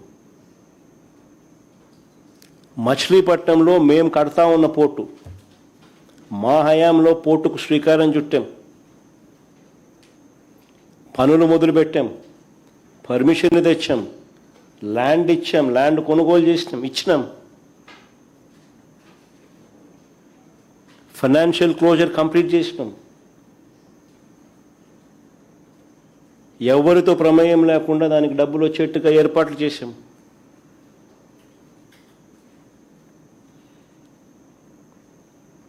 ఈరోజు చెన్నై అనేది పోర్ట్ సిటీ, బాంబే అనేది ఈరోజు పోర్ట్ సిటీ. ప్లాన్ బి కింద మేము చెప్పినాం మచిలీపట్నం టు విజయవాడ 70 కిలోమీటర్లు, విజయవాడ టు గుంటూరు మరో 40 కిలోమీటర్లు, మొత్తం ఈ 110 కిలోమీటర్లు నేషనల్ హైవే రోడ్డు ఉంది. ఈ నేషనల్ హైవేకు కాస్త అటు ఇటుగా ఈ మొత్తం క్యాపిటల్ ఏరియా కింద డిక్లేర్ చేయండి. మచిలీపట్నం నుంచి ఎంఏ తీసుకోండి, విజయవాడ నుంచి విఐ తీసుకోండి, గుంటూరు నుంచి జియుఎన్ తీసుకోండి, మావి గన్ అని పేరు పెట్టండి. మచిలీపట్నం, విజయవాడ, గుంటూరు, మా వి గన్. సరే గన్ అంటే బాగుండదు నీకు, అది జగన్ అనేది గుర్తుకొస్తుంది లేననుకుంటే సరే వేరే పేరు పెట్టండి.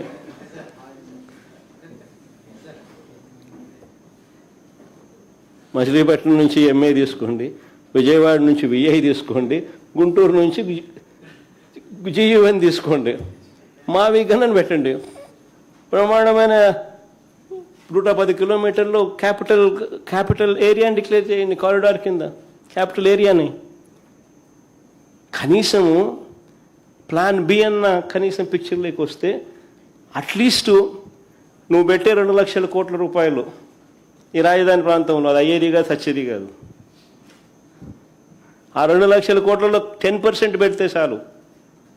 ఈ మచిలీపట్నంకు, ఈ విజయవాడకు, ఈ గుంటూరు మధ్య కనెక్టివిటీ కోసం,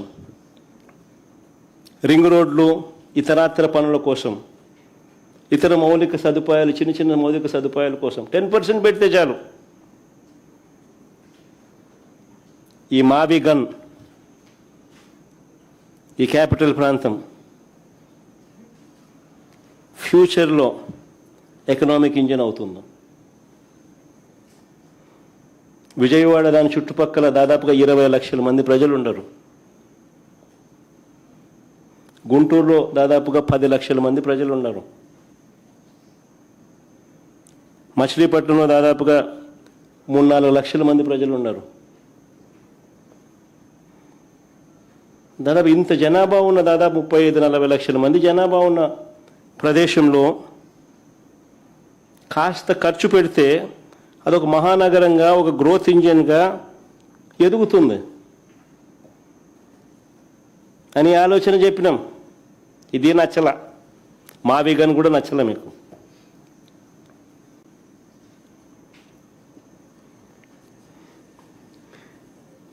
లేదు దీంట్లో స్కాములు చేయలేము, ఆల్రెడీ రోడ్లు ఉన్నాయి, ఆల్రెడీ ఇన్ఫ్రాస్ట్రక్చర్, ఇంకా స్కాములు చేసేదానికి అవకాశమే లేదు.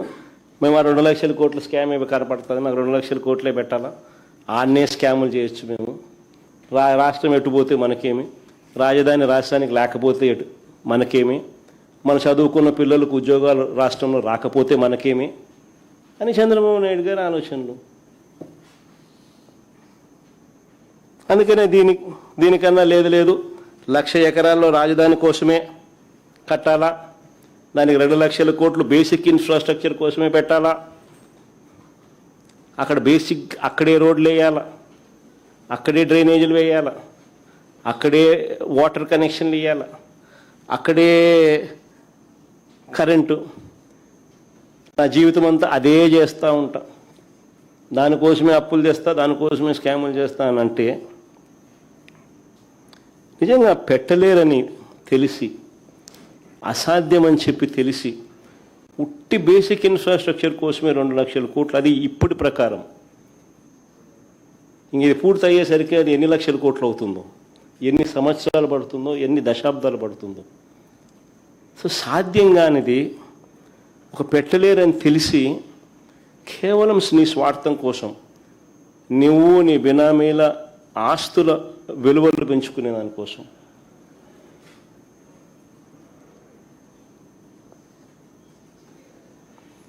రాష్ట్రం మీద భారం మోపుతూ, అప్పులు తీసుకొస్తూ,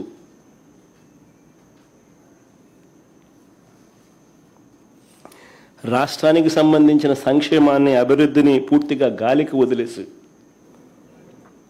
రాష్ట్రాన్ని అంధకారంలోకి, అప్పుల ఊబులేకి నెట్టేసే కార్యక్రమం చేస్తూ ఉన్నారు చంద్రబాబు నాయుడు గారు.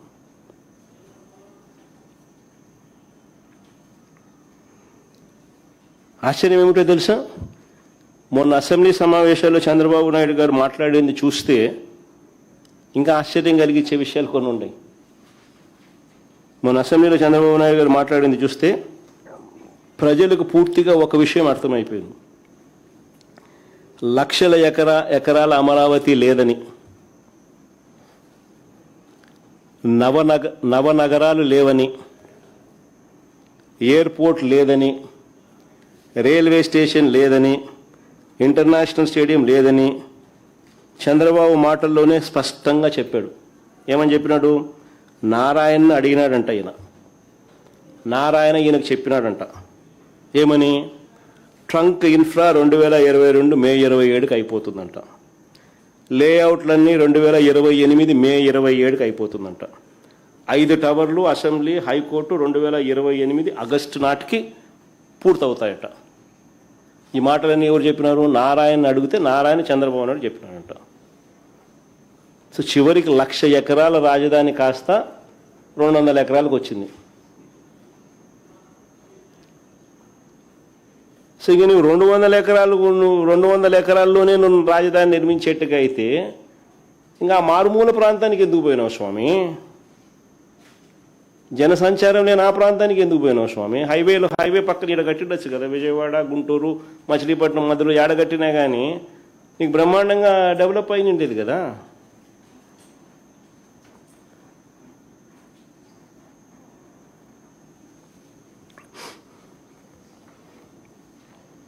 రాజధాని విషయంలోనే కాదు, ఏ విషయంలో కూడా చంద్రబాబు నాయుడు గారికి ఆచరణాత్మక ధోరణి అన్నది ఎప్పుడూ లేదు. ఎప్పుడు కూడా ఆయన ప్రాక్టికాలిటీకి చాలా దూరంగా ఉంటాడు. నిజంగానే ఆయనలో ప్రాక్టికల్ సెన్స్ కన ఉండింటే, ఆచరణాత్మక ధోరణి కన తనలో ఉండింటే ఇప్పటికి రాజధాని వచ్చేసిండు, అయిపోయింది ఇప్పటికి రాజధాని.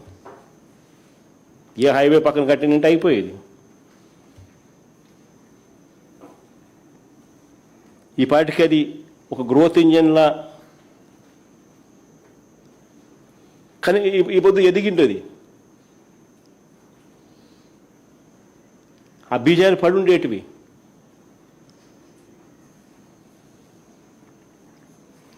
నేను ఇదివరకే చెప్పాను,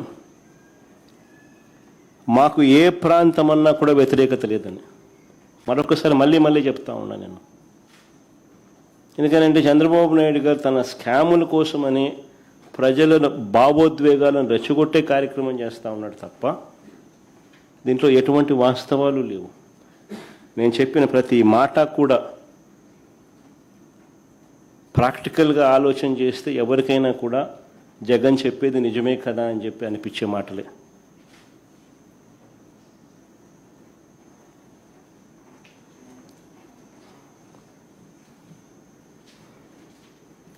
మేము తాపత్రయపడిందల్లా రాష్ట్ర ఆర్థిక పరిస్థితులు బాగోలేవు అన్న నిజాన్ని పరిగణలోకి తీసుకుని ప్రజల ప్రయోజనాలు, రాష్ట్ర ప్రయోజనాలకు మనసులో పెట్టుకొని సంక్షేమము, అభివృద్ధి రెండూ కూడా రాష్ట్రంలో కొనసాగిస్తూ సత్వరమే ఒక గ్రోత్ ఇంజిన్ లాంటి నగరాన్ని తయారు చేసుకోవాల్సిన అవసరం ఉందనే మౌలిక లక్ష్యాన్ని అప్పుడు చెప్పాం, ఇప్పుడు చెప్తున్నాం. ఒకే వర్షనే మేము చెప్తా ఉన్నాం.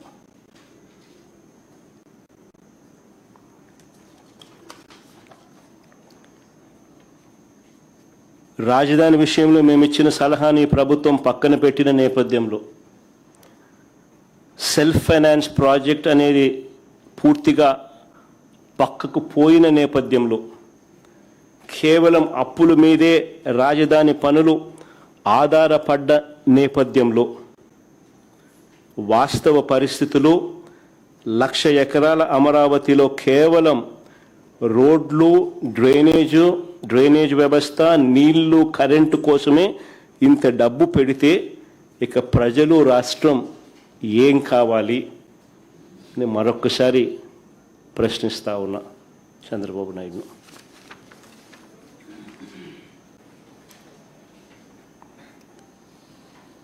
చంద్రబాబు నాయుడు గారికి ఒకటి చెప్తా ఉన్నా. చంద్రబాబు నాయుడు గారు చేస్తూ ఉన్న ఈ స్కాములు, ఈ దోపిడీలు ఇవన్నీ కూడా వెలుగులోకి వస్తాయి. ఇవన్నీ కూడా ఖచ్చితంగా వెలుగులోకి వస్తాయి. రాజధాని పేరుతో ప్రజలను పణంగా పెట్టి కేవలం దోపిడీయే ఆలోచనతో తాను చేస్తూ ఉన్నటివన్నీ కూడా వెలుగులే ఖచ్చితంగా వస్తాయి. రానున్న రోజుల్లో రాజధానికి సంబంధించిన ప్రతి పనిలో కూడా చంద్రబాబు నాయుడు గారు ఎంతెంత మెక్కుతున్నారో అవన్నీ కూడా ఈరోజు చెప్పినట్టుగానే సాక్ష్య ఆధారాలతో సహా మళ్ళీ చెప్తూనే ఉంటాం.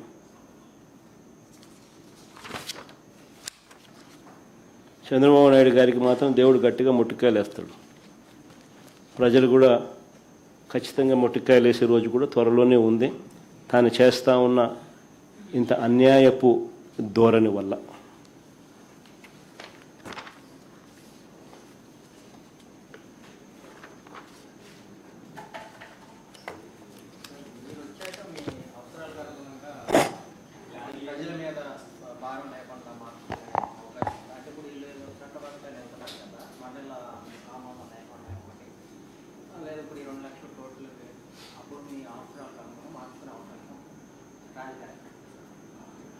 రామాయణం అంతా ఇన్నాక రామునికి సీత ఏమైందని అడిగితే ఎట స్వామి, ఇంతసేపు గంట సేపు నీకు చెప్పిన సుదీర్ఘంగా నువ్వు చెప్పిన ప్రతి పాయింట్ నీకు అర్థమయ్యేట్టుగా రాష్ట్ర ప్రజలకు అందరికీ కూడా అర్థమయ్యే విధంగా సవివరంగా చెప్పిన. Sir, you said, sir, you alleged that so much astronomical amount of corruption is happening. So, how do you think it can be stopped from happening? You should say. You are the journalist. You have the pen. No, we write what they say and what you write. But practically, how do you think it can be stopped? You have all the tender documents in place. None of these things are spoken out of the air. Everything has got evidence. Everything is properly documented. Whatever I've spoken about has got documented evidence. I think all those documents are available, and you being a journalist should take it up and make it a national issue. What about those companies indulging in these tenders and contracts? Do you think they will react? ఎంత చేసినా అంతే. ఇప్పుడు ఏం చేయగలుగుతాం? ఏం చేయగలిగే ప్రస్తుతానికైతే ఏం చేయలేము. మనం వచ్చిన తర్వాతనే ఎంక్వైరీలు ఏదైనా చేయగలుగుతాం, అంతే కదా. ప్రస్తుతానికి ఏం చేయగలుగుతాం? విలేకరుల సమావేశం పెడతాం, విలేకరుల ద్వారా మీ ద్వారా రాష్ట్ర ప్రజలకు చెప్పే కార్యక్రమం చేస్తాం. మీరు ఎంక్వైరీ చేసి మీరు కూడా మీ పత్రికల్లో రాయండి, మీరు కూడా మీ పేపర్లలోనూ మీ టీవీలలో చూపించండి అని చెప్పగలుగుతాం. కానీ మేనేజ్మెంట్లు ఆంధ్రప్రదేశ్లో అయితే ఆల్రెడీ కుమ్మక్కై ఉన్నాయి. వీళ్ళంతా కూడా కలిసికట్టుగా ఉన్నారు. సో ఇంకా నేషనల్ మీడియా ఏదైనా అవకాశం ఉంటే వాళ్ళకు ఏదైనా చెప్పగలిగింది చెప్తాము. వాళ్ళు కూడా సగం కరప్ట్ అయ్యి సగం చెడిపోయి ఉన్నారు. కాబట్టి ఏం చెప్పగలుగుతాం? ఇవన్నీ రేపు పొద్దున మన ప్రభుత్వం వచ్చినప్పుడు మనం ఎంక్వైరీలు చేసి ఇవన్నీ ప్రజల ముందర తీసుకొచ్చే కార్యక్రమం పెడతాము. నువ్వు తప్పు చేసిన వాళ్ళందరికీ ఆ రోజు శిక్ష పడుతుంది. ఇప్పుడు పార్లమెంట్ సమావేశాల్లో కూడా ఈ చట్టబద్ధ అంశానికి సంబంధించి తీర్మానం చేయబోతున్నారు అనేది ఒకటి చెప్తా ఉన్నారు కదా సార్. అక్కడ చర్చ, అక్కడ కూడా ఈ కరప్షన్ దాని గురించి మీరు డిస్కస్ చేస్తారా? ఈ అమరావతికి సంబంధించిన కరప్షన్ పైన పార్లమెంట్లో ఇవన్నీ ఏదైతే చెప్పినామో పార్లమెంట్లో కూడా ఖచ్చితంగా చెప్తాం. సాధ్యం ఒకటే రమేష్ గుర్తుపెట్టుకోండి, ఎక్కడ కూడా నేను మళ్ళీ చెప్తా ఉన్నాం, నోబడీ ఈజ్ అగెయిన్స్ట్. అమరావతికి వ్యతిరేకంగా ఎవరు లేరు. బట్ సాధ్యం కాదని తెలిసి ఇంత డబ్బులు పెట్టడం ఇంపాసిబుల్ అని చెప్పి తెలిసి 2 లక్షల కోట్ల రూపాయలు ఏంది స్వామి? రోడ్ల కోసము, కరెంటు కోసము, డ్రైనేజీల కోసము, బేసిక్ ఇన్ఫ్రాస్ట్రక్చర్ కోసం పెట్టడం ఏంది? ఆల్రెడీ ఈ బేసిక్ ఇన్ఫ్రాస్ట్రక్చర్ ఉన్న ప్రదేశాన్ని అంతా పక్కన పెట్టడం ఏంది? 2 లక్షల కోట్లు అసలు సాధ్యం అయ్యేదేనా? నువ్వు 7 ఏళ్ళు ముఖ్యమంత్రిగా పరిపాలన చేసిన వ్యక్తి 8,000 కోట్లు ఖర్చు పెట్టగలిగినాడు. 5,500 కోట్లు మొబిలైజేషన్ అడ్వాన్స్ ఇచ్చి స్కాములు చేస్తూ ఉన్నాడు. ఏ రకంగా సాధ్యమవుతుంది? సాధ్యం కానిది ప్రజలను మభ్యపెడుతూ మోసం చేస్తూ రాష్ట్ర ప్రజలకు అసలు ఏ క్యాపిటల్ లేకుండా చేసే కార్యక్రమం జరుగుతుంది కుట్రలో భాగంగా. వేరే ఇంతకుముందే నేను చెప్పా, మావిగన్ ప్లాన్ బి. సరే, నేను చెప్పిన విశాఖపట్నం ఆలోచన నీకు నచ్చలా, సరే మావిగన్ ప్లాన్ బి చెప్పిన. హైవే పక్క డిక్లేర్ చేసి హైవే పక్కన కట్టు. ఆ బిల్డింగ్లు ఇంకా ఆ నుంచి షిఫ్ట్ చేసాడు కట్టు, ఇంకా పూర్తిగా మొదలుపెట్టలే కదా, షిఫ్ట్ చేసాడు కట్టు. అట్లీస్ట్ ఈ ప్రాంతం అంతా బ్రహ్మాండంగా డెవలప్ అవుతుంది. But even multilateral institutions are buying into these ideas. The World Bank, KfW, they've given out loans.